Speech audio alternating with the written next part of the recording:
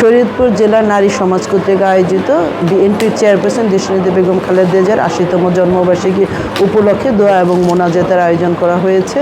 এই মোনাজাত এবং দোয়া শরীয়তপুর জেলার নারী সমাজের বেশ নেতৃবৃন্দরা এখানে উপস্থিত হয়েছেন, জেলা বিএনপির নেতৃবৃন্দরা উপস্থিত হয়েছেন। আমি নিজে তাদের ডাকে সাড়া দিয়ে উপস্থিত হয়েছি। দেশনেত্রী বেগম খালেদা জিয়ার সুস্থতা এবং দীর্ঘায়ু আমরা কামনা করি।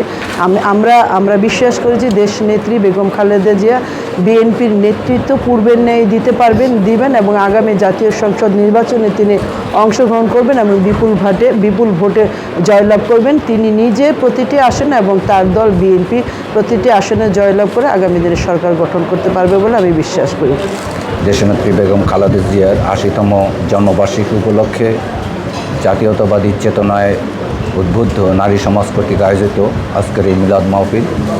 আজকের দেশনেত্রীর জন্মদিবস উপলক্ষে আমাদের আকাঙ্ক্ষা যে বাংলাদেশ জাতীয়তাবাদী দলের বিশেষ করে শরীয়তপুরের প্রতিটি স্তরের নেতাকর্মী ঐক্যবদ্ধভাবে আগামী সংসদ নির্বাচনে আমরা সকল ভেদাভেদ ভুলে গিয়ে ধানের শীষের পক্ষে ঐক্যবদ্ধ হব এবং আগামী নির্বাচনে ধানের শীষের পক্ষে ঐক্যবদ্ধ হয়ে বাংলাদেশ জাতীয়তাবাদী দলকে বিজিত করে বেগম খালেদা জিয়াকে উপহার দেব এবং তার সুস্বাস্থ্য কামনা করছি। শহীদ রাষ্ট্রপতি জিয়াউর রহমানের বিদেহী আত্মার মাগফিরাত কামনা করছি, আরাফাত রহমান সহ, এবং তারেক জিয়া অচিরেই বাংলাদেশে ফিরে আসবে। তার নেতৃত্বে বাংলাদেশ জাতীয়তাবাদী দল আরও সুসংগঠিত হবে এই আশা রেখে সবাইকে ধন্যবাদ জ্ঞাপন করে শেষ করছি।